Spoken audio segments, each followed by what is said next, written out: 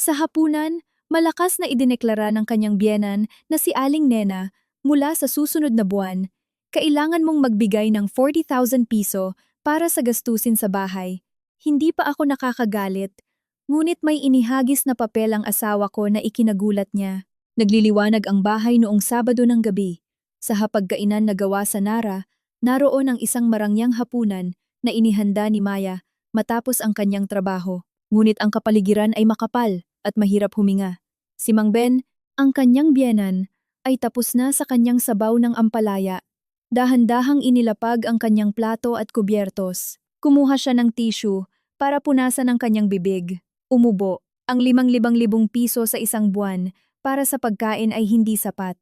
Mula sa susunod na buwan, tiyakin mong magbigay kay Aling Nena ng 40,000 piso para sa kasal ni Junjun.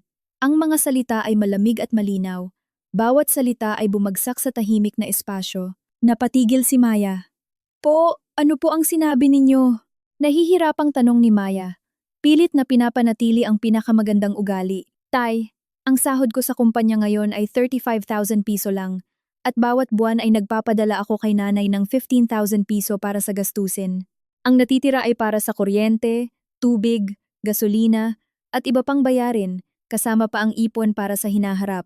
Ngayon po ay pinapabayad ninyo ako ng 40,000 piso, saan po ako kukuha? Si Aling Nena, ang kanyang biyena na tahimik na naghahain ng pagkain, ay biglang sumimangot sa kanyang manugang, at bumuntong hininga ng may sarkasmo. Nako, para namang kinukutya ka namin. Ang mga manugang ng ibang tao ay may matataas na posisyon. Nagdadala ng milyon-milyong piso sa bahay ng kanilang asawa nang walang pag-aalinlangan. Ikaw ay ilang sentimo lang. Ang dami mo ng kalkulasyon. Kapatid mo si Junjun, ang kapatid ng asawa mo. Kung magpakasal siya, hindi ba kayo ang mag-aasikaso? Iiwan mo ba kami sa kalsada para magpalimos? Narinig ni Maya ang mga salita at namuo ang galit. Ang kanyang ilong ay nanginig sa galit. Si Junjun, ang kapatid ng kanyang asawa, ay 26 taong gulang na. Ngunit pagkatapos makapagtapos ng kolehiyo, paminsan-minsan lang siyang nagtatrabaho. Nagmamayabang siya sa social media, nagpapakita ng mamahaling sasakyan at mga relo, at humihingi ng pera tuwing magsasalita. Bakit kailangang sa kanyang balikat ang lahat ng pasanin? Lumingon si Maya kay Mark, ang kanyang asawa sa loob ng 3 taon. Sa oras na iyon, nakayuko pa rin si Mark, tahimik na kumakain ng kanin at gulay, at hindi nagsasalita ng isang salita para ipagtanggol ang kanyang asawa. Ang katahimikan ni Mark ay parang isang patalim na tumusok sa puso ni Maya. Ang matinding pagkabigo ay umapaw. Mariin niyang kinagat ang kanyang labi. Balak niyang tumayo at umalis dahil hindi na niya matiis ang kawalang katarungan na ito. Ngunit nang magsalita si Maya, biglang inilapag ni Mark ang kanyang kubyertos na nagdulot ng matalim na tunog habang tumatama ang mga ito sa platong bakal.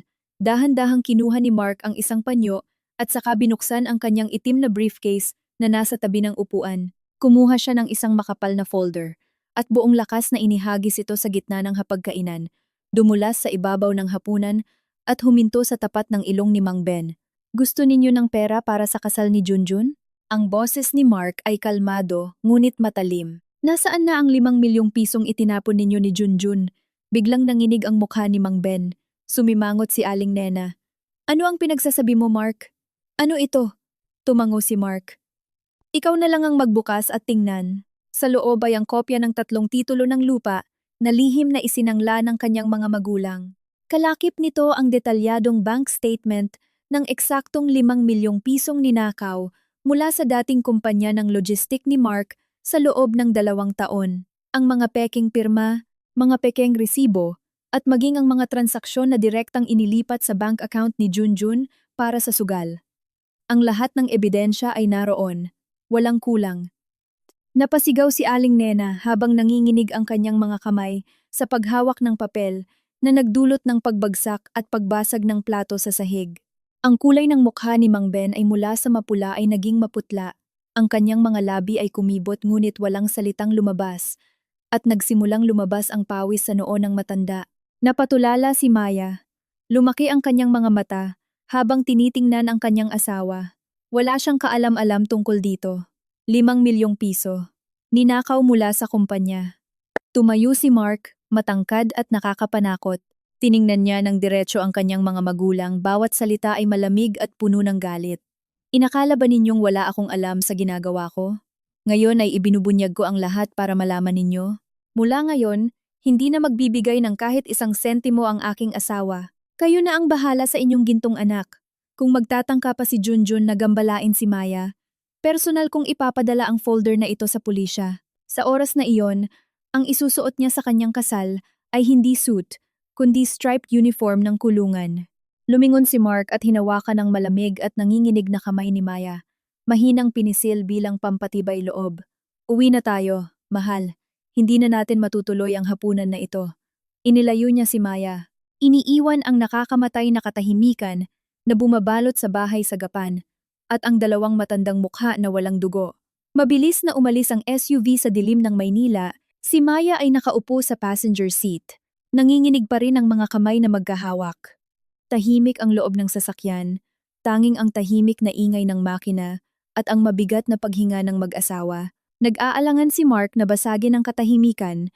Lumingon siya upang tingnan ang matatag na profile ng kanyang asawa. Tungkol sa 5 milyong piso kanina. Ano ba talaga ang nangyari? Bakit mo itinago sa akin ang napakalaking bagay na ito? Hindi nagmadaling sumagot si Mark. Inihinto niya ang sasakyan sa entrance ng isang mamahaling hotel sa Makati, sa halip na lumiko patungong Alabang. Nagulat si Maya. Bakit hindi tayo umuwi, mahal? Bakit tayo pupunta sa hotel? Sa ngayon, hindi muna tayo uuwi sa bahay. Kinabitan ni Mark ang seatbelt, lumingon siya, at tiningnan ng kanyang asawa. Ang boses ay kalmado ngunit matatag, dahil sa ugali ni nanay, tatay, at Junjun. Sa gabing ito o bukas ng umaga, pupunta sila rito at gugulatin tayo. Kailangan kong makapahinga ka ng buo, nang walang sino mang gumagambala. Sa itaas, sasabihin ko sa iyo ang lahat. Pagkasara ng pinto ng hotel room, hindi na napigilan ni Maya ang kanyang sarili. Ibinagsak niya ang kanyang handbag sa sofa. Mabilis na lumapit sa kanyang asawa. Ang mga mata ay puno ng pagkabigo at pagkalito. Ngayon tayong dalawa lang, sabihin mo sa akin ang totoo. Kailan mo nalaman ang tungkol sa pagnanakaw ni nanay, tatay, at Junjun sa kumpanya? Bakit tuwing hinaharas at sinasaktan ako ni nanay, nananahimik ka? Akala ko mahina ka. Inuuna mo ang iyong pamilya at pinababayaan mo ako. Nanginginig ang boses ni Maya at nagsimula ng umagos ang luha sa kanyang mga mata. Buntong hininga si Mark, inalis ang kanyang kurbata. Inupo niya si Maya sa dulo ng kama at dahan-dahang pinisil ang malamig na kamay ng kanyang asawa. Patawad, patawad dahil hinayaan kitang magdusa ng ganoon katagal. Lumambot ang boses ni Mark, puno ng pighati at pagsisisi. Nalaman ko ang tungkol sa paglustay ni Junjun ng pera mula sa dating kumpanya para sa sugal eksaktong kalahating taon na ang nakalipas. Itinago ito ng ating mga magulang para sa kanya. Lihim nilang ginamit ang peking selyo at pinirmahan ang pangalan ko para maglabas ng mga peking kontrata. Nang matuklasan ko, umabot na sa 5 milyong piso ang pagkalugi. Tinakpan ni Maya ang kanyang bibig. Lumaki ang kanyang mga mata sa pagkabigla. Kalahating taon. Ikaw lang ang lumaban sa mga papeles na iyon nang mag-isa sa loob ng kalahating taon nang hindi man lang nagsasabi sa akin ng kahit ano, kaya ka umalis sa dating kumpanya. Tama, tumango si Mark. May mabilis na kislap sa kanyang mga mata. Kailangan kong mag-resign. Ganap na putulin ang aking kontrol sa dating kumpanya upang agad na i-freeze ang daloy ng pera, upang hindi na nila ipagpatuloy ang paghuhukay. Sa loob ng 6 na buwan, lihim akong nagpahanap ng lahat ng ebidensya mula sa bank statement at nagpahanap pa ng kung saan isinangla ni nanay at tatay ang 3 titulo ng lupa. Pinilit kong tiisin ang mga panunuya ni nanay at tatay, at tahimik kong pinanood ang iyong pagdurusa sa mga hapunan. Dahil kailangan ko ng oras upang makulong sila. Kung kumilos ako ng biglaan, mabilis na maitatago ni Junjun ang mga ari-arian, at ang lahat ng utang ay babagsak sa ating dalawa. Tiningnan ni Maya ang kanyang asawa. Ang tahimik na lalaki sa pang-araw-araw ay mayroong napakalaking pasensya at talino. Inabot ni Mark ang kanyang pitaka mula sa kanyang bulsa. Kinuha ang isang itim na bank card at dahan-dahang inilagay sa palad ni Maya. Ano ito, Mark? Sa ngayon, ito ang savings card na ginawa ko 3 taon na ang nakalipas matapos ang ating kasal. Ang password ay ang iyong birthday. Mahinang ngumiti si Mark. isang mabait at bihirang ngiti na nagtanggal ng kanyang pagod. Mayroon itong mahigit 500,000 piso na isang black fund na lihim kong kinuha mula sa mga komisyon sa labas ng proyekto na hindi alam ng pamilya. 500,000 piso. Ngunit bakit mo kailangang gumawa ng black fund at itago sa iyong mga magulang? Niyakap ni Mark ang kanyang asawa at inilapit siya sa kanyang matatag na dibdib. Dahil lubos kong nauunawaan ang ugali ni Nanay at Junjun, alam kong darating ang araw na ito.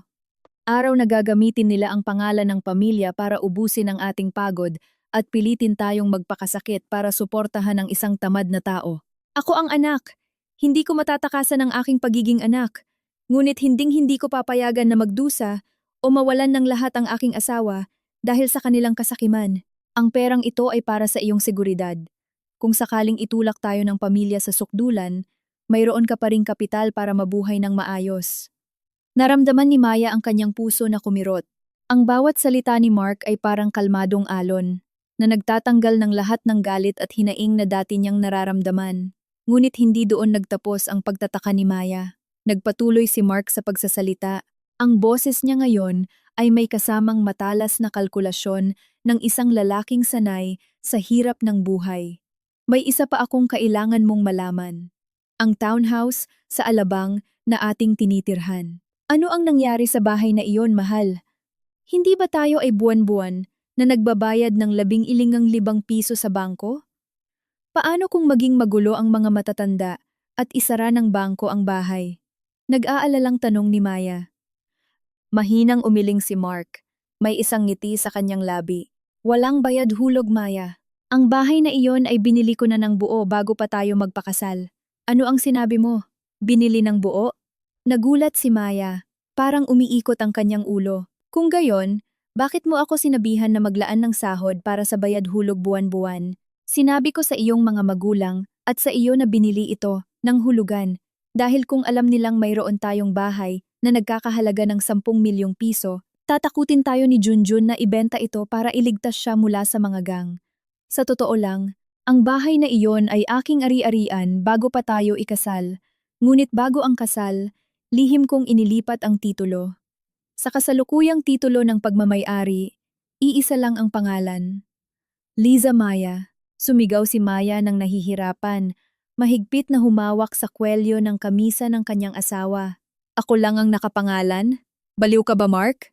Iyon ang iyong dugo at pawis sa loob ng ilang taon. Sa negosyo, paano kung may mangyari sa ating dalawa, mawawala ang lahat sa iyo? Itinaas ni Mark ang baba ng kanyang asawa. Tiningnan ng malalim ang kanyang lumuluhang mga mata. Ang kanyang tingin ay matatag, walang bakas ng pag-aalinlangan. Para sa akin, ikaw ang pinakamahalagang ari-arian. Ang pagpapangalan sa iyo ang tanging paraan at ang pinakaligtas na paraan upang protektahan ang ating tahanan. Kahit gaano pa kagulo ang aking mga magulang o kahit na ipasara pa nila ang bahay ni Junjun, walang sino man ang makakagalaw ng isang bato sa bahay na iyon. Dahil sa legal na aspeto, ito ay ganap na sa iyo at walang koneksyon sa ari-arian ng aking mga magulang o sa ating pinagsamang ari-arian. Ang luha ay tuluyang umagos mula sa mga mata ni Maya. Umiyak siya ng umiyak, luha ng pasasalamat, pagmamahal, at matinding pagsisisi dahil mali ang kanyang paghusga sa lalaking ito. Sa loob ng 6 na buwan, kung saan nakita lamang niya ang mga hapunan na puno ng pighati, ang mga matatalim na salita ng kanyang biyenan, at ang malamig na pagyuko ng mukha ni Mark, lumalabas na sa isang sulok na hindi niya alam. Ang lalaking ito ay mag-isang lumalaban sa isang matinding psikolohikal na labanan. Siya ay mag-isang nagpasan. Hinarangan ang lahat ng panunukso mula sa sarili niyang pamilya, maingat na kinakalkula ang bawat hakbang para lamang mapanatili ang kanyang kapayapaan, isang ligtas na halaga ng pera, at isang matatag na tahanan na walang sino mang makakaagaw. Niyakap ni Maya si Mark, iniyakap ang kanyang mukha sa balikat nito, at umiyak ng mahina. Patawad, akala ko wala kang pakialam.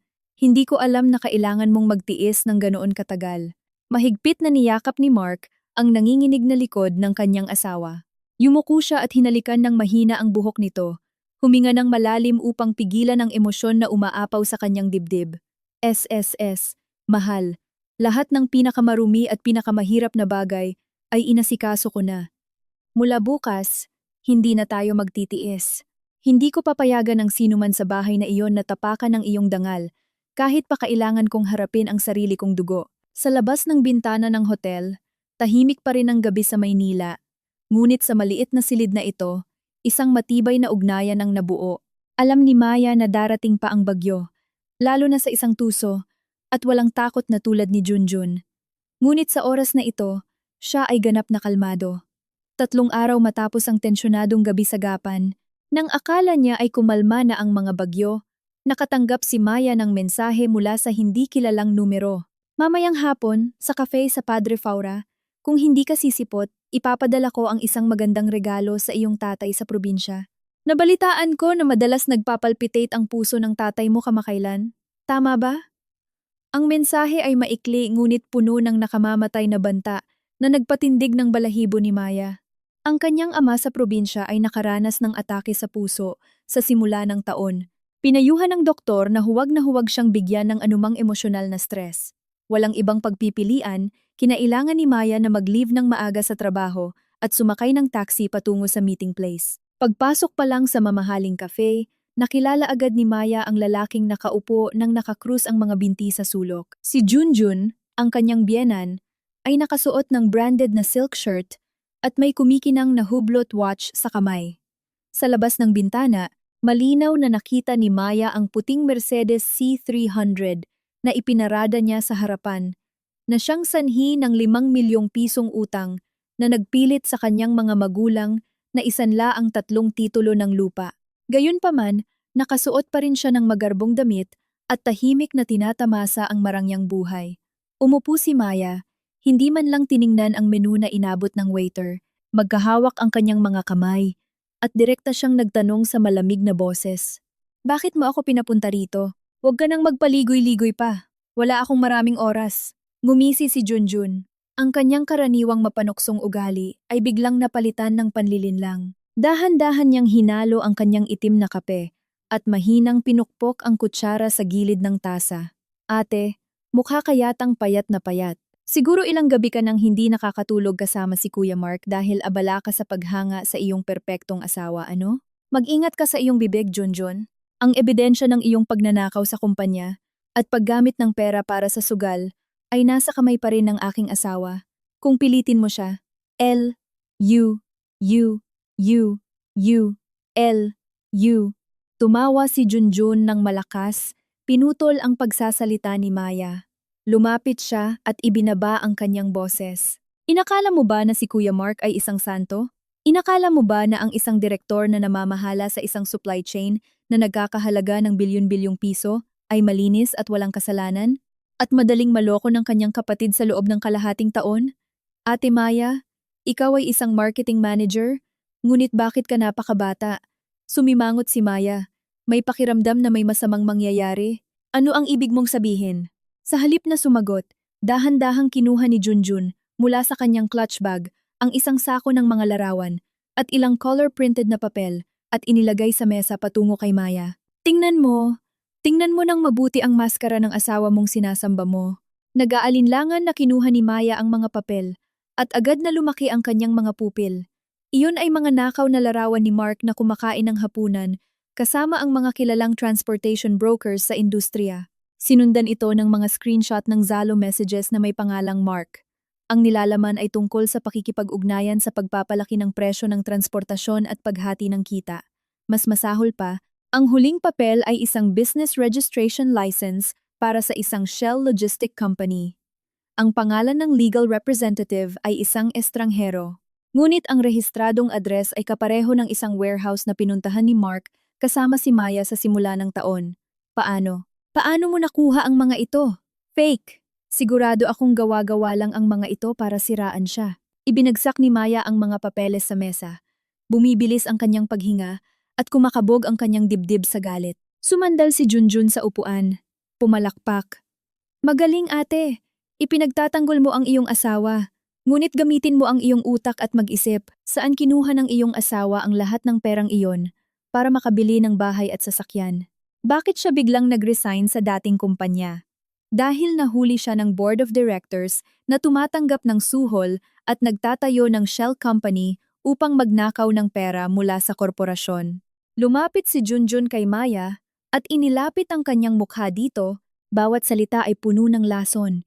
Natatakot siyang makulong, kaya niya ginawa ang palabas na ito para ibaling ang lahat ng kasalanan sa akin. Mag-isip ka, isa lang akong nobody. Anong karapatan ko para ilabas ang kontrata ng direktor? Kung wala ang kanyang pahintulot, hindi niya magagawa. Nagplano siya para makatakas sa parusa at magamit din ito bilang dahilan para pilitin ang ating mga magulang na isanla ang lupa at ibigay ang lahat ng titulo sa kanya para kontrolin at agawin ang ari-arian ng pamilya. Ang bawat salita ni Junjun ay parang martilyo na tumama sa ulo ni Maya. Gusto niyang sumagot, gusto niyang tumayo, at sampalin ang mukha ng tusong bayaw na ito. Ngunit bigla na lang namanhid ang kanyang mga binti at sa kanyang isip ay biglang sumulpot ang mga salita ni Mark noong gabing iyon sa hotel. Itinago ko sa iyo ang bagay na ito sa loob ng kalahating taon. Lihim akong nagpahanap ng ebidensya. Nagtayo ako ng Black Fund sa loob ng 3 taon na ngayon. Ang lalaking iyon na laging tahimik ay may kakayahang magtago ng lahat ng perpekto. Kung kaya niyang itago sa kanya ang mga bagay na iyon, mayroon pa ba siyang ibang mas madilim na katotohanan na itinago? Nakita ni Junjun na nagsimula ng mag-alinlangan si Maya. Ang kanyang mga mata ay gulong-gulo at ang kanyang mga kamay ay nanginginig habang mahigpit na humahawak sa kanyang shoulder bag. Alam ni Junjun na tinamaan niya ang kanyang kahinaan at ibinagsak niya ang panghuling suntok. Wala akong oras para makipagtalo kung sino ang tama o mali. Kailangan ko lang ang isang bagay. Ang folder na inihagis ni Kuya Mark sa hapagkainan noong gabing iyon. Nakatira ka kasama niya? Alam mo kung saan niya ito itinago. Paano kung hindi ko ibigay? Mariing kinagat ni Maya ang kanyang labi hanggang sa dumugo. Pilit na pinapanatili ang kanyang boses na hindi manginig.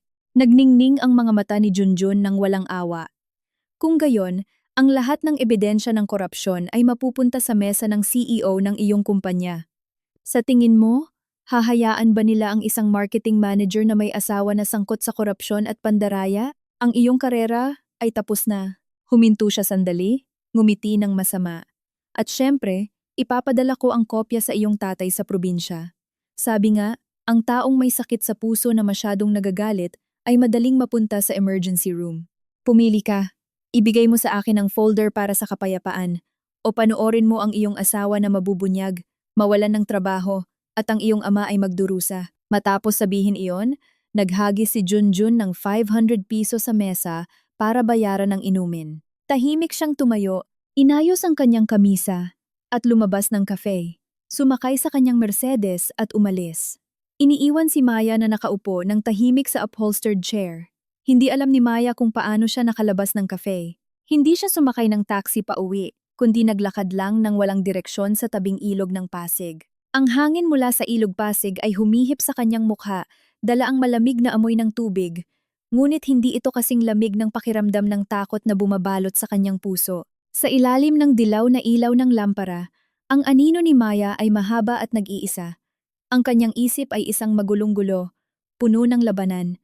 Ang kanyang puso ay sumisigaw.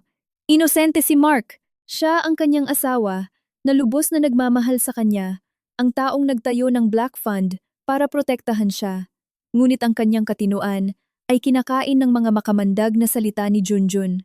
Ang mga larawan ay napakatotoo. Ang lalim ng kalkulasyon ni Mark sa nakalipas na kalahating taon ay totoo rin. Paano kung niloloko siya ni Mark, ginagawa siyang pawn sa isang laro ng pag-aagawan ng ari-arian ng kanyang biyenan, at ang kanyang ama, hindi niya kayang ipaglaban ang kanyang buhay. Nakasandal sa rehas na bakal sa tabing ilog, tinitingnan ang dumadaloy na madilim na tubig sa ilalim ng kanyang mga paa. Inilagay ni Maya ang kanyang ulo sa kanyang mga kamay, nakaramdam ng pagka-suffocate sa malupit na bitag ng pagdududa na inilatag ng kanyang bayaw.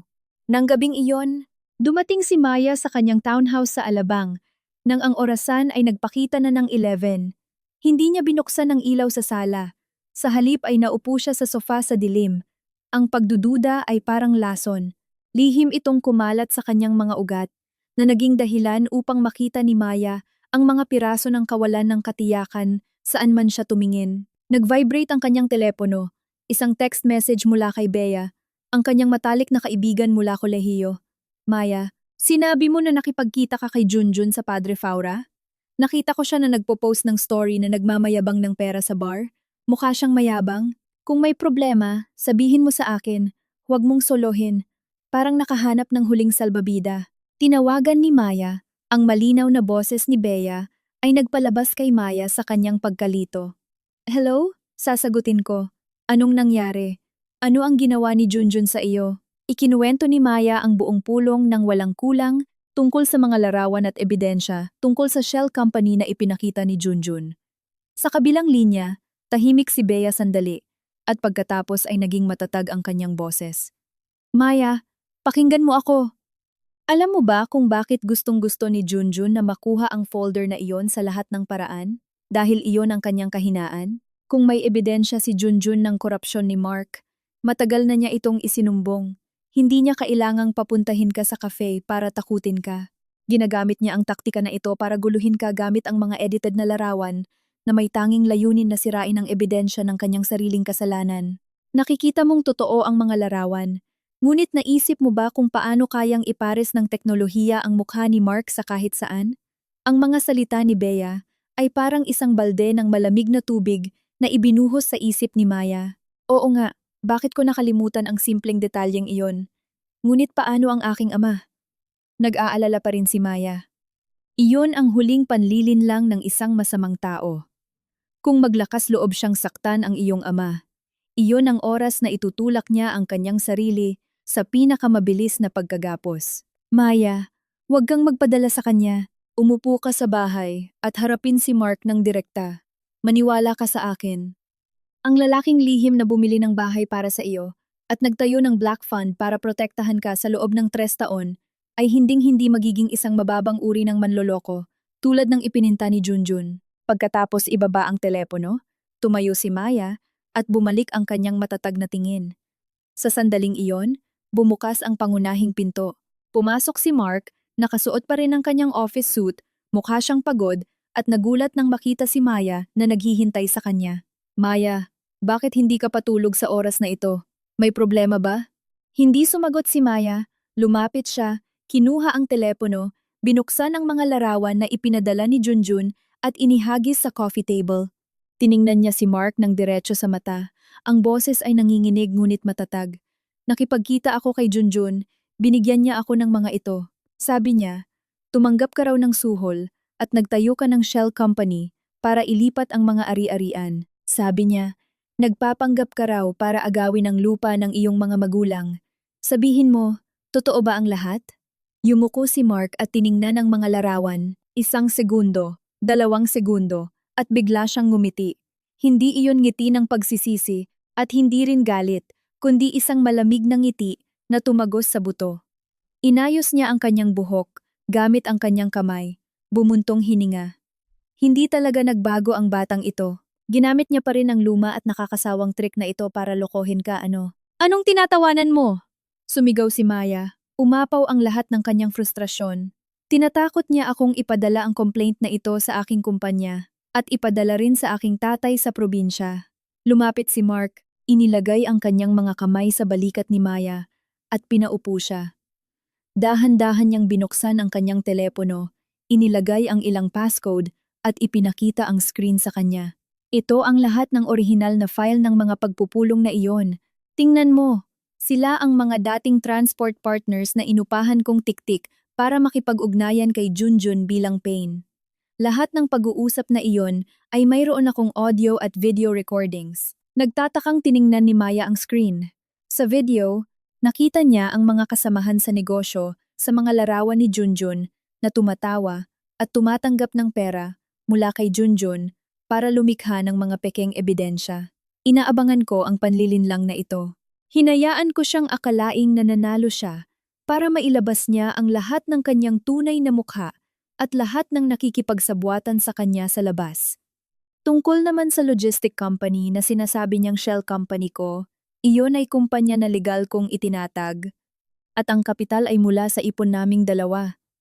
Lahat ng resibo at buwis ay independenteng na audit.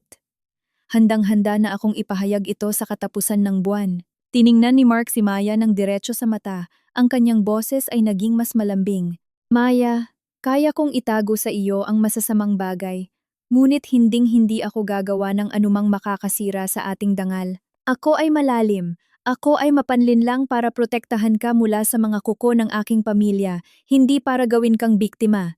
Nauunawaan mo ba? Tumango si Maya. Lahat ng kanyang pagdududa ay nawala na parang usok. Naramdaman niya na siya ay napakababa upang hayaan ang kanyang bayaw na guluhin ang kanyang isip, habang ang lalaki sa tabi niya ay lihim na nagpasan ng buong langit para sa kanya. Niyakap niya si Mark, mahigpit na humawak sa kanyang baywang, at umiyak ng walang boses. Patawad, akala ko wala kang pakialam. Hindi ko alam na kailangan mong magtiis ng ganoon katagal. Hinaplos ni Mark ang buhok ng kanyang asawa. Ang kanyang mga mata ay nakatingin sa malayo sa bintana at puno ng pagnanais na pumatay. Ayos lang, sa wakas ay nasubok na natin ang tiwala sa isa't isa. Ngayon, oras na para hindi na tayo maglaro ng biktima. Manatiling kalmado, ang iba pa ay ipapaubaya mo sa akin. Kinabukasan ng umaga, nang bumuhos ang sikat ng araw sa bahay sa Alabang, nakaramdam si Maya ng kakaibang ginhawa. Hindi na siya natatakot sa mga anonymous na liham o sa mga banta mula kay Junjun. Malinaw na ang katotohanan, at ngayon ay handa na siyang tumayo sa tabi ng kanyang asawa upang tapusin ang drama na ito minsan at magpakailanman. Ang tunog ng telepono na umalingaw-ngaw sa gitna ng gabi ay nagpasira sa katahimikan ng bahay sa Alabang. Biglang nagising si Maya at tiningnan ang screen ng telepono na nagpakita ng pangalan ng kanyang biyenan, si Aling Nena. Mahina niyang itinulak ang balikat ni Mark. Mahal, tumatawag si nanay. Mukha siyang nagpapanik. Sinagot ni Mark ang telepono. Ang kanyang mukha ay kalmado pa rin, ngunit pagkaraan lamang ng ilang segundo ng pakikinig sa pag-iyak sa kabilang linya, medyo nagbago ang kanyang ekspresyon. Humagulgol si Aling Nena. Mark, ang tatay mo, inatake siya sa puso, nasa VIP room ng ospital ng Maynila. Sabi ng doktor, kritikal daw ang kalagayan niya. Umuwi ka agad. Pagkaraan ng 20 minuto, narating nila ang ospital. Ang hangin sa VIP ward ay makapal sa amoy ng disinfectant. Nakahiga si Mang Ben sa kama, maputla ang mukha at regular na humihinga sa oxygen. Sa tabi niya si Aling Nena na pinupunasan ang kanyang luha. Nang makita sina Mark at Maya na pumasok, idinilat ni Mang Ben ang kanyang mga mata. Huminga ng malalim at umupo. Tinitingnan ng kanyang anak na may kalkuladong tingin. Dumating ka na pala? Ang boses ni Mang Ben ay namamaos ngunit pinanatili pa rin ang kanyang autoridad. Akala ko hindi ako makakaligtas sa pagkakataong ito. Kailangan kong iwanan ang lahat. Lumapit si Mark. Walang bakas ng emosyon sa kanyang mukha. Paano ang pakiramdam ninyo, Tay? Ano ang sinabi ng doktor? Mabilis na sumingit si Aling Nena. Sabi ng doktor masyadong na-stress siya. Bumibilis ang tibok ng puso dahil sa pag-aalala sa utang ni Junjun. Mark, kapatid mo pa rin siya. Ang 5 milyong pisong nawawala. Isipin mo na lang na kaunting pagmamahal ng magkapatid. Ang iyong tatay sa edad na ito ay hindi makakatagal sa pagkawasak ng ating pamilya. Bago pa magsalita si Mark, bumukas ang pinto ng ospital. Pumasok si Junjun, may hawak na bag, at walang bakas ng pag-alala kundi may pagyayabang. Tiningnan niya ang kanyang kapatid at ngumiti ng mapait. Kuya Mark, mabilis ka pala. Akala ko abala ka sa pagiging direktor ng shell company mo, kaya nakalimutan mo na nasa kritikal na kalagayan si tatay. Malamig na tiningnan ni Mark si Junjun at sumagot, "Bakit ka nandito?" Hindi sumagot si Junjun, dahan-dahan niyang kinuha ang telepono, pinindot ang isang audio recording at binuksan ang speaker. Narinig ang boses ng isang estranghero na parang boses ni Mark, kung saan mayroong mga pangungusap tulad ng sige. Maglustay pa kayo. Matanda na ang mga magulang ko. Ibabaling ko ang kasalanan kay Junjun. Nagpanggap si Aling Nena na hinawakan ang kanyang dibdib. Diyos ko, lumalabas na ang panganay na anak na ito ay nagplano talaga na saktan ang kanyang kapatid? Mark, napakasama mo. Napatulala si Maya, ngunit kalmado siya ng kakaiba dahil alam na niya ang lahat ng panlilinlang. Tiningnan niya si Mark at nakita na kalmado pa rin ang kanyang asawa na parang nanonood ng isang murang komedya. Kinuha ni Mark ang kanyang telepono at tahimik na pinindot ang play button. Agad na narinig ang isa pang audio recording na mas mahaba at mas malinaw. Sa loob nito ay ang boses mismo ni Junjun. Iwanan na lang natin ang matanda sa ospital para maging dramatiko.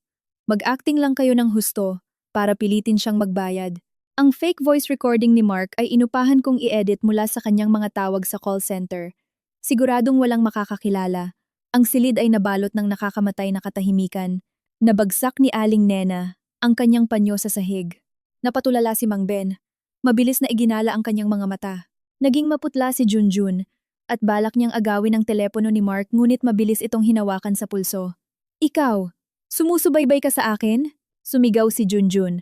Malinaw na ang kanyang pagpapanik sa kanyang mukha. Sinabi ko na sa iyo, deshakbang ako sa harap mo. Malamig na sabi ni Mark at pagkatapos ay bigla niyang itinulak ng malakas si Junjun na naging dahilan upang siya ay mawalan ng balanse at tumama ang likod sa pader.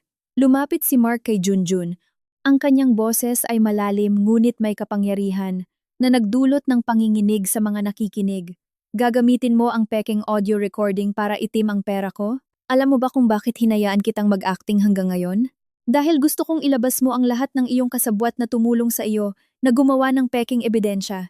Tiningnan ni Mark ng diretso si Mang Ben. Lubos akong nagtiis sa pamilyang ito. Nagpanggap kang may sakit, nag-acting si nanay, at ang kapatid mo ay nangingikil sa kanyang sariling kapatid. Ito ay ospital, hindi entablado ng dula-dulaan para sa inyong mga magulang. Nanginginig si Mang Ben, dali-dali niyang inalis ang oxygen tube at bumulong-bulong. Mark, pakinggan mo ako. Lahat ng ito ay kasalanan ni Junjun.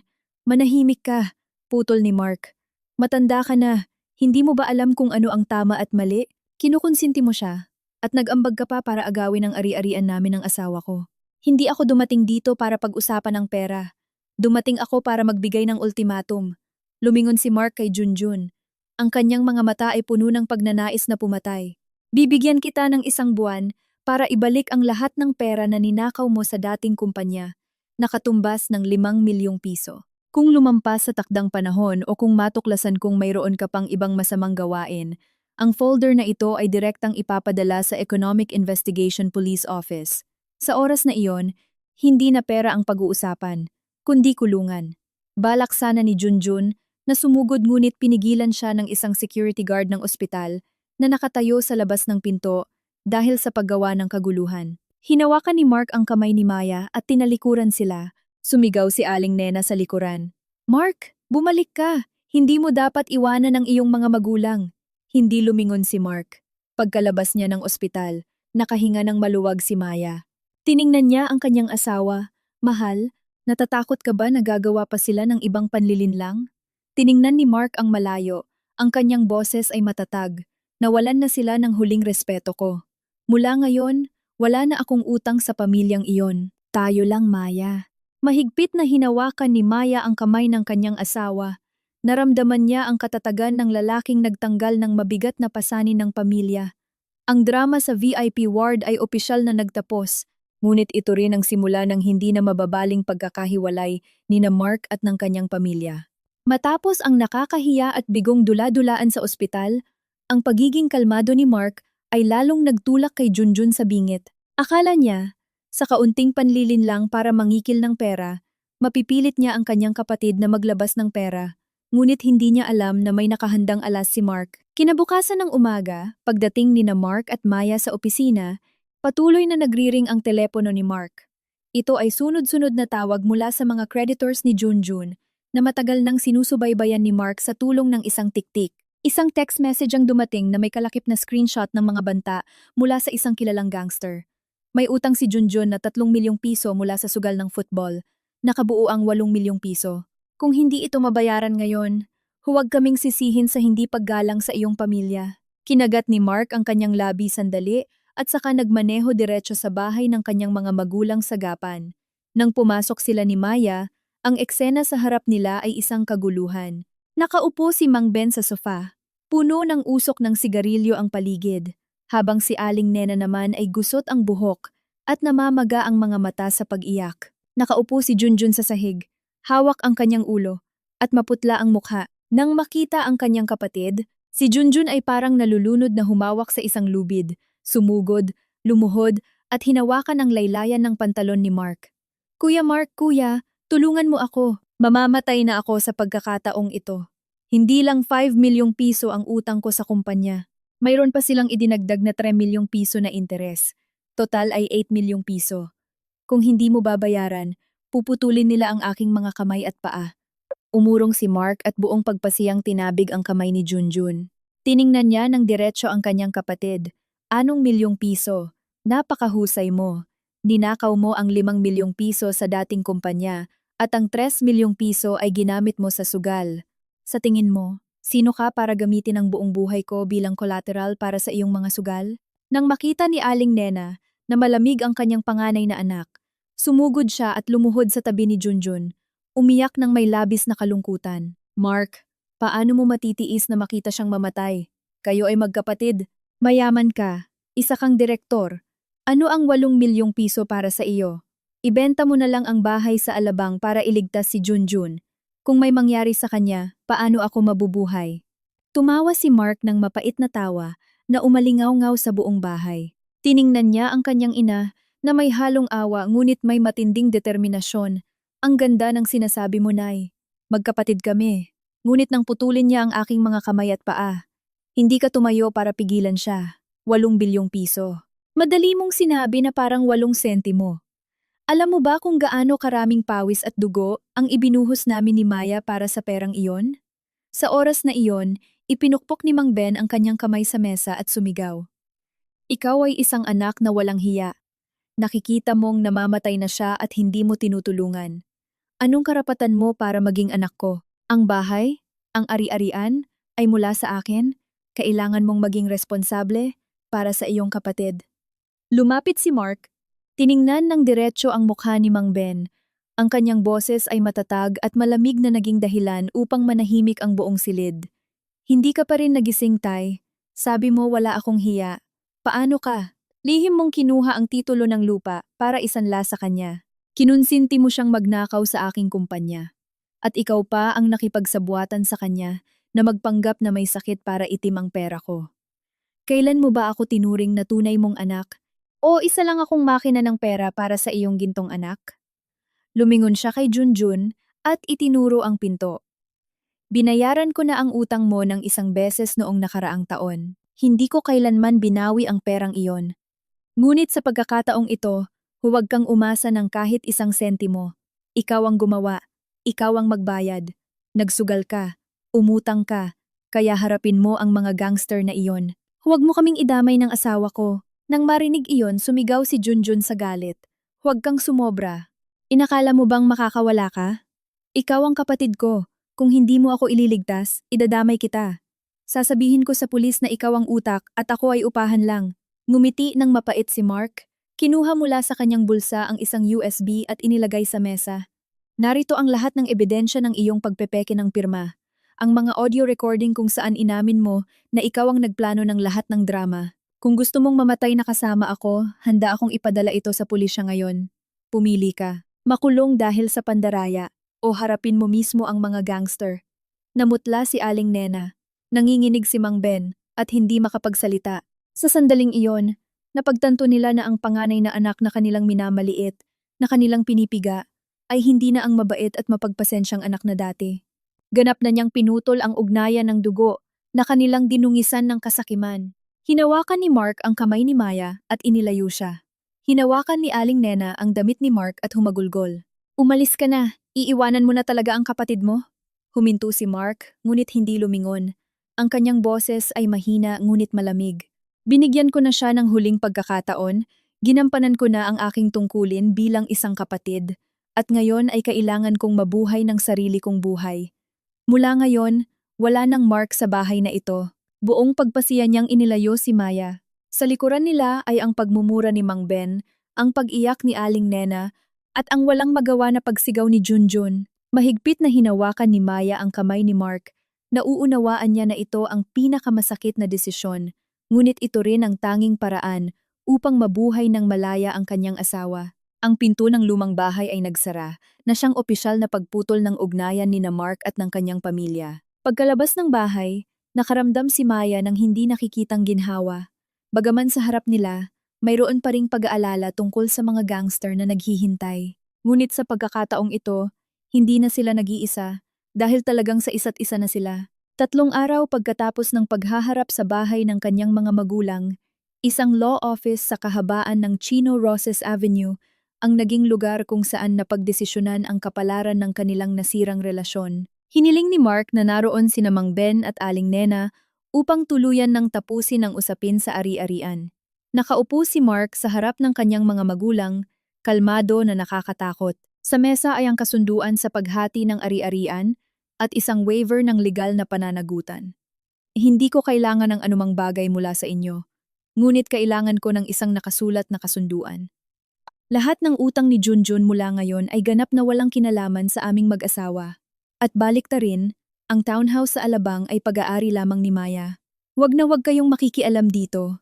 Nanginginig na hinawakan ni Mang Ben ang panulat, nakatitig sa mga probisyon. Si Aling Nena naman ay hindi pa rin sumusuko. Ibinato niya ang isang tingin ng pagsisi kay Maya na tahimik na nakaupo sa tabi ni Mark. Walang-wala na kayo! Sumigaw si Aling Nena sa galit. Pinalaki ka namin. Ngayon pinapirmahan mo kami ng papel para itakwil ang iyong bunsong kapatid. Mark, walang pagbabago sa kanyang ekspresyon. Ang kanyang boses ay malamig pa rin. Hindi ko pinilit ang sinuman na itakwil ang sinuman. Pinoprotektahan ko lang ang natitira sa aming mag-asawa. Pumirma ka. Kung hindi, susundin ko ang legal na proseso. Sa dami ng financial fraud documents na ginawa ni Junjun, alam mo na may sapat akong ebidensya para ikulong siya agad. Sa ilalim ng presyon ni Mark at ng takot sa batas, nanginginig na pumirma si Mang Ben. Si Aling Nena ay walang magawa kundi punasan ang kanyang mga luha at pumirma rin. Sa sandaling matuyo ang tinta, kinuha ni Mark ang dokumento. Walang bakas ng pag-aalinlangan sa kanyang mga mata. Opisyal niyang pinutol ang lahat, ngunit hindi doon nagtapos ang mga pagbabago. Eksaktong 3 araw pagkatapos, habang naghahapunan sina Mark at Maya sa kanilang townhouse sa Alabang, nasira ang katahimikan ng isang nakakabinging tunog. Bam! Bang! Sunod-sunod na malakas na pagtama sa matibay na bakal na gate ang umalingaw-ngaw. Biglang napatalon si Maya at nahulog ang kanyang kutsara sa sahig. Agad na tumayo si Mark. Ang kanyang mga mata ay matalas na parang kutsilyo. Ibinaba niya ang kamay ni Maya para umatras, habang siya naman ay lumapit sa security camera monitor na naka-install sa labas ng pinto. Sa screen, 4 na lalaking puro tattoo, may hawak na plastik na lalagyan ng bagoong, at mga pulang pinturang sako, ay galit na sinisira ang gate ng bahay. Lumabas ka! Saan nagtatago si Junjun? May utang na awang ₱1,000,000 at nagtatago ka pa? Ang sigaw ng isang gangster ay umalingaw-ngaw sa pamamagitan ng gate, kasama ang mga bastos na mura. Isang sako ng bagoong na may malakas na amoy ang tumama sa bakal na gate, kumalat sa malinis na puting pader ng bahay. Ang pulang pintura ay sumunod, na dumungis sa maliit na bakuran. Dumating sila para kay Junjun. Anong gagawin natin? Nanginginig na hinawakan ni Maya ang braso ni Mark. Mahigpit na hinawakan ni Mark ang kamay ng kanyang asawa at hinila siya papasok sa kwarto. Kinandado niya ang pinto at mabilis na kinuha ang telepono para tawagan ng pulis. Sa matatag na boses, "Ako si Mark Santos, sa address sa Alabang. May isang grupo ng mga tao ang nananakit at iligal na sumisira ng ari-arian sa aking bahay. Mayroon akong kumpletong ebidensya ng kamera na nagre-record ng lahat ng gawaing ito. Sana ay mabilis kayong makialam." Habang naghihintay, lumipat si Mark sa pangunahing pinto. Hindi niya binuksan ang pinto, ngunit tumayo siya sa likod ng bakal na gate. Mahigpit na hawak ang isang baseball bat na nakahanda. "Pakinggan ninyo?" Puno ng galit na sabi ni Mark. Lumalabas ang kanyang boses sa ingay ng pagbasag. "Wala si Junjun dito. Mayroon akong ebidensya ng pag-record ng lahat ng inyong mukha. Paparating na ang pulis. Kung sino man ang sumira pa ng kahit ano, ipinapangako kong hahabulin ko kayo hanggang sa huli sa istasyon ng pulisya. Huwag ninyo akong pilitin na gumamit ng matinding hakbang." Huminto sandali ang mga gangster, at isang leader ang balak pa sanang magbitaw ng banta. Ngunit sa sandaling iyon, umalingaw-ngaw ang sirena sa dulo ng kalye. Ang mga ilaw ng pulisya ay sumilay sa kurtina, at naghawi ng asul at pulang sinag sa bakuran. "Nag-report sa pulis!" Utos ng leader. Sa loob lamang ng ilang segundo, narinig ang tunog ng mga motorsiklo na lumayo. Pagdating ng pulis sa harap ng bahay, tanging ang mga pulang pintura at ang malakas na amoy ng bagoong ang natira. Binuksan ni Mark ang gate at ibinigay ang video clip ng mga bandido na sumisira sa ari-arian sa mga autoridad. Matapos makumpleto ang mga pamamaraan, tanging ang mag-asawa na lang ang natira sa bakuran. Tiningnan ni Maya ang mga pulang bakas ng pintura na parang dugo sa dingding. Nagulo ang kanyang puso. Niyakap niya si Mark at nag-uumpisa ng umagos ang kanyang luha. "Hindi nila tayo hahayaan, Mark. Nagtago na si Junjun at tayo na ang naging target sa halip niya. Tiningnan ni Mark ang direksyon ng mga sasakyan ng pulis na umalis.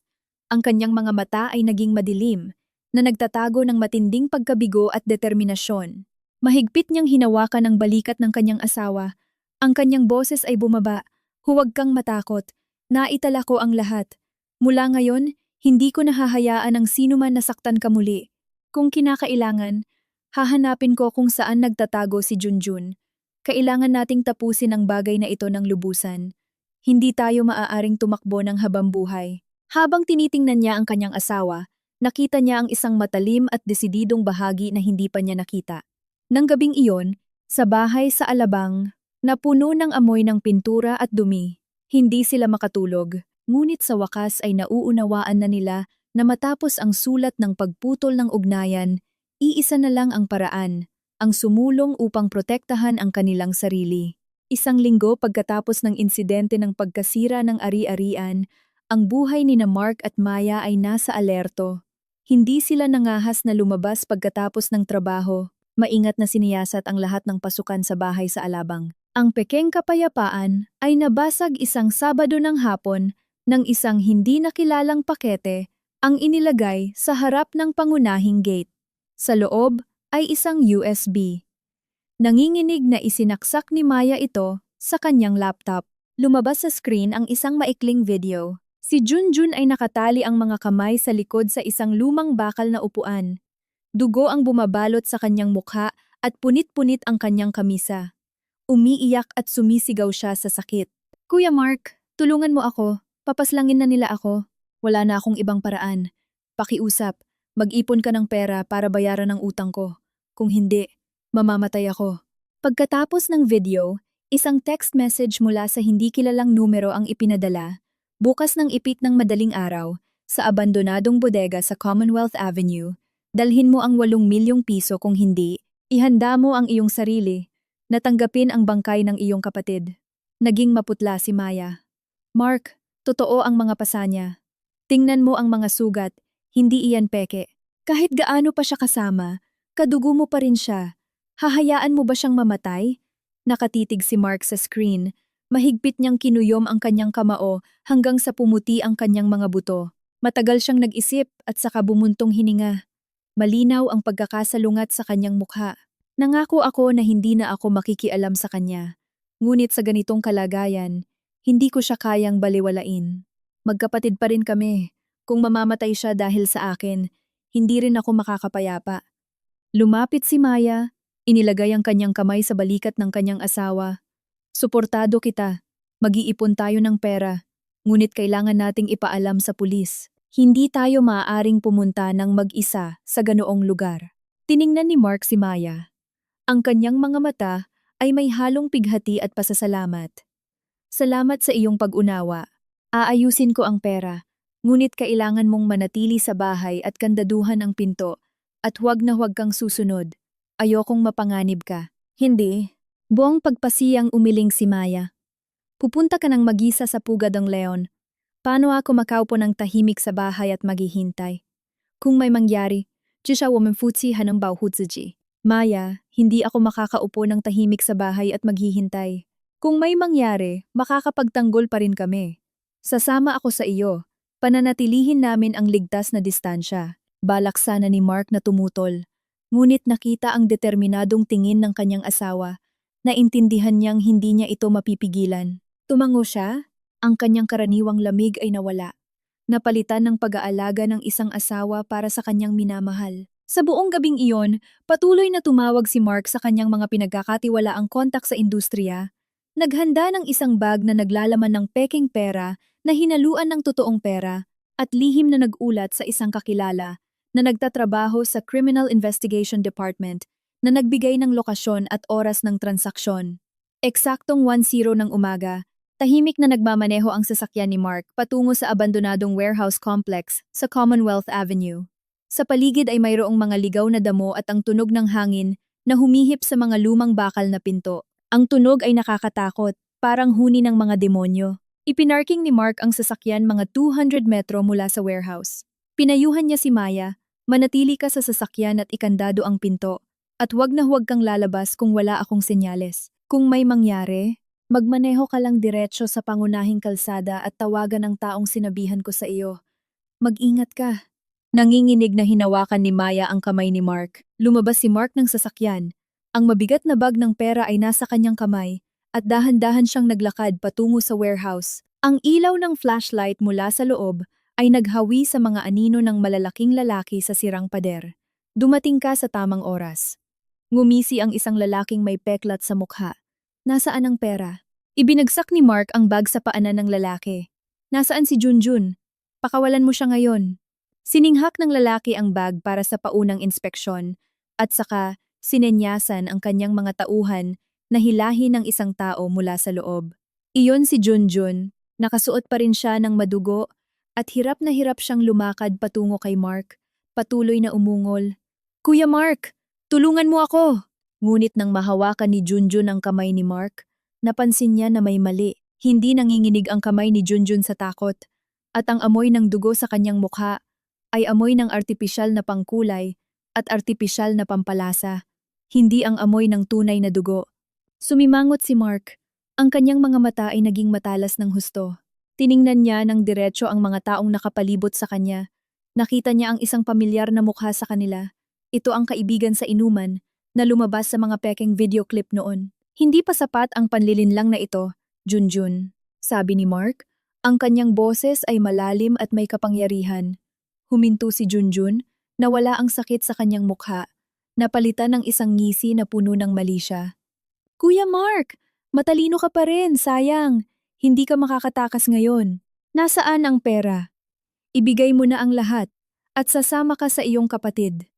Hindi umatras si Mark. Kalmado niyang kinuha ang kanyang telepono at pinindot ang isang maliit na button. Agad na umalingaw-ngaw ang sirena mula sa lahat ng direksyon na nagpakabingi sa buong disyerto ng gabi. Daan-daang pulis ang dumating mula sa lahat ng sulok na pumalibot sa warehouse. Naging maputla si Junjun.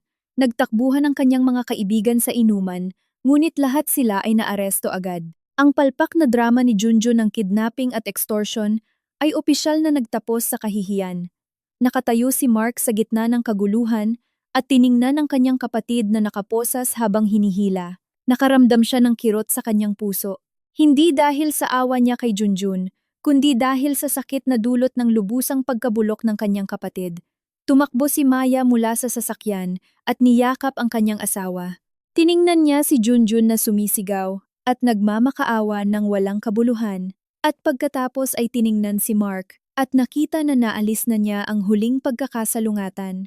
Ang pinakamasakit na desisyon sa kanyang buhay sa wakas ay nagbigay sa kanya ng tunay na kalayaan. Ang kaguluhan sa lumang bodega sa Commonwealth Avenue ay mabilis na naganap tulad ng isang bagyo sa tag-init. Nang marinig ang sirena ng pulis na humawi sa gabi, ang mga gangster, na sa totoo lang ay ang grupo ng mga kaibigan ni Junjun sa sugal, ay hindi nakapaghanda. Ilang kalalakihan ang balak sanang tumakas sa likod na pinto ngunit hinarangan sila ng pulis at itinumba sa maduming sahig ng bodega. Si Junjun, na nakaposas ang mga kamay sa likuran, ay hinihila ng pulis. Nang makita si Mark na nakatayo malapit, sumigaw siya sa galit. Kuya Mark, isa kang walang hiya. Naglakas loob kang mag-report sa pulis at ipahuli ang iyong sariling kapatid. Kadugo ka. Paano mo nagawa ito? Hindi ka patatawarin ni nanay at tatay. Tahimik na nakatayo si Mark. Ang kanyang tingin ay kalmado na parang isang lawa na walang alon. Hindi siya galit at hindi rin siya nag-abalang magpaliwanag. Lumapit lang siya at tiningnan ng diretso ang mga mata ng taong ilang minuto pa lang. Ang nakakaraan ay nagpapanggap na biktima na halos mamatay na. Junjun, binigyan kita ng huling pagkakataon sa ospital. Pinili mo ang daang ito, kaya ikaw mismo ang magbabayad. Ang dugo na sinasabi mo ay natuyo na mula nang pirmahan mo ang mga peking papeles para lokohin ang iyong kapatid. Dumating din si Maya sa tabi ni Mark. Ang kanyang mukha ay maputla, ngunit ang kanyang mga mata ay matatag. Tiningnan niya si Junjun at pagkatapos ay tiningnan ang sulok ng bodega kung saan nakaparada ang isang pamilyar na sasakyan. Sina Mang Ben at Aling Nena, sa paanyaya ng pulisya upang masaksihan ang buong katotohanan, ay nanginginig na lumabas mula sa dilim. Sumugod si Aling Nena kay Junjun, umiyak ng may labis na kalungkutan. Junjun, anak ko, bakit mo ginawa ito? Si Mang Ben naman ay nakatayo ng nakapako sa kinatatayuan. Ang kanyang mukha ay nangulubot, tila sa isang gabi lang, ay halos namuti na ang kanyang buhok. Nakita niya ang mga peking pera, ang mga pulang bote ng pangkulay na nakakalat sa sahig, at nakita rin niya ang kanyang bunsong anak na tahimik na nakayuko habang sumasakay sa sasakyan ng pulis. Hindi na maitatanggi ang katotohanan tungkol sa drama ng pangingikil. Lumapit ang pulis na commander kay Mark at tumango bilang pagbati. Salamat sa iyong mahigpit na kooperasyon. Ang lahat ng ebidensya na ibinigay mo mula sa mga nakaraang araw ay nakatulong sa amin na malinaw na matukoy ang mga gawaing pandaraya at pangingikil ng suspek. Tumango si Mark at pagkatapos ay lumingon sa kanyang mga magulang. Lumapit siya. Ang kanyang boses ay hindi na ang init ng isang anak para sa kanyang mga magulang, kundi ang pagitan ng dalawang estranghero. Mga magulang, lahat ng kailangan kong gawin ay tapos na. Hindi na ako makikialam sa mga utang ni Junjun sa labas. Hahawakan ito ng korte ayon sa batas. Umaasa ako na pagkatapos ng pangyayaring ito, makikita ninyo ang inyong sarili kung paano ninyo pinalaki ang inyong mga anak. Balak sana ni Aling Nena na hawakan si Mark, ngunit mahina siyang umiwas. Si Mang Ben, pagkatapos ng mahabang katahimikan, sa wakas ay nagsalita. Ang tunog ay parang basag na tuyong dahon. Mark, nagkamali ako. Akala ko ang pagbibigay sa kanya ng lahat ay pagmamahal, ngunit hindi ko alam na ako mismo ang sumira sa kanyang buhay. Hindi sumagot si Mark. Lumingon siya at nakita si Maya na nakatingin sa kanya ng may lubos na pag-unawa. Hinawakan niya ang kamay nito ng buong pagpasiya at lumingon patungo sa kanilang sasakyan. Malamig pa rin ang hangin sa Commonwealth Avenue. Ngunit ang kapaligiran sa pagitan ng mag-asawa ay kakaibang gaan. Sa sasakyan, mahinang isinandal ni Maya ang kanyang ulo sa balikat ni Mark at mahinang bumulong. Tapos na ba talaga ang lahat? Mahal? Sinimulan ni Mark ang makina. Ang sasakyan ay dahan-dahang umalis sa warehouse complex. Iniiwan ang mga kumikislap na ilaw ng pulisya na papalayo. Tapos na, Maya. Hindi bababa sa lahat ng maduming balak. Mula bukas, magsisimula tayo ulit. Wala nang sino man ang makakagulo sa atin. Tiningnan ni Maya ang labas ng bintana. Mabilis na lumipas ang mga ilaw ng kalye. Alam niya na kahit ang mga nakaraang araw ay isang bangungot, ito rin ang pinakamalaking pagsubok sa kanilang pagmamahalan at tiwala. Ginamit ni Mark ang kanyang talino at pasensya para protektahan ang kanyang maliit na pamilya, at natutunan niya kung paano magtiwala sa kanyang asawa. Ang sasakyan ay pumasok sa highway, patungo sa Alabang. Ang bagyo sa warehouse ay lumipas na, nag-iiwan ng mga kalat ng isang sirang pamilya. Ngunit sa harap, isang mas malawak na bagong daan ang naghihintay sa kanila. Hinawakan ni Mark ang kamay ni Maya. Pareho silang tahimik na tinamasa ang mahalagang kapayapaan na kanilang ipinaglaban sa pamamagitan ng napakaraming sakit. Ang drama ng panlilinlang at pangingikil ay tuluyang bumagsak, at ang presyo na babayaran ni Junjun ay ang nararapat na hatol sa harap ng batas. Para naman kina Mark at Maya, tuluyan na nilang isinara ang lumang pinto, hindi na lumingon, at wala nang pagsisisi sa mga nakaraang araw. Nagtapos ang kaso ng pangingikil matapos ang 3 buwan ng matinding paglilitis. Si Junjun, ang utak sa likod ng serye ng drama, ay nahatulan ng 100 taon sa bilangguan para sa mga kasong pandaraya, pagnanakaw ng ari-arian, at pangingikil. Ang kanyang mga kasamahan sa inuman na nakipagsabuatan sa kanya ay nakatanggap din ng kaukulang sentensya, sina Mang Ben at Aling Nena. Pagkatapos ng pagkagulat na iyon, ay tila tumanda ng 10 taon. Ngayon, inayos nila ang kanilang mga gamit at bumalik sa probinsya. Ang kapaligiran sa bahay sa Gapan ay tahimik na nakakatakot. Sina Mark at Maya ay naroon upang ihatid ang kanilang mga magulang. Tahimik siyang nakatayo at tiningnan si Aling Nena na nanginginig na naglalagay ng mga lumang damit sa isang sirang maleta. Mga magulang, nagpadala ako sa inyong bank account ng sapat na pera para sa inyong buwanang gastusin sa probinsya. Sabi ni Mark. Ang kanyang boses ay kalmado, walang bakas ng galit, ngunit wala na rin ang init ng pamilya. Bawat buwan ay maglilipat ako ng regular na 4,000 piso. Kung may problema sa inyong kalusugan, tawagan niyo lang ako. Aayusin ko ang pagbisita ng doktor. Tiningnan ni Mang Ben ang kanyang anak. Ang kanyang mga mata ay nanlabo.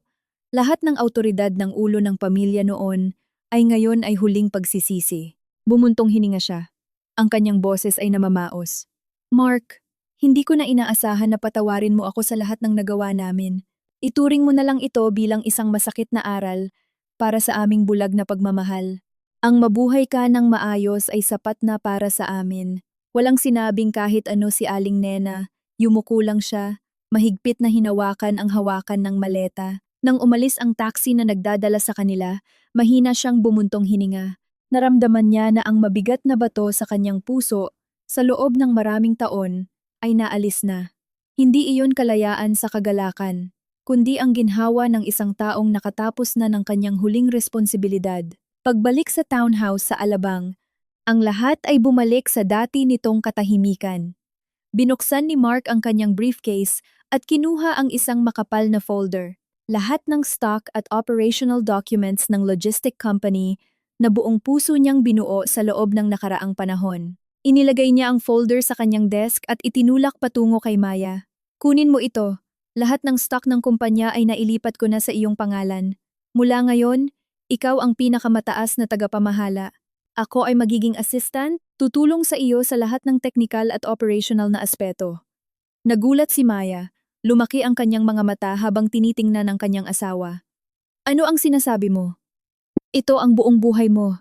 Bakit mo ibibigay sa akin? Marketing manager lang ako. Paano ko pamamahalaan ang isang logistic company? Ngumiti si Mark ng pinakamaliwanag at pinakamainit ng ngiti na nakita ni Maya mula nang makilala niya ito. Hinawakan niya ang mga kamay nito at dahan-dahang inilagay sa kanyang palad.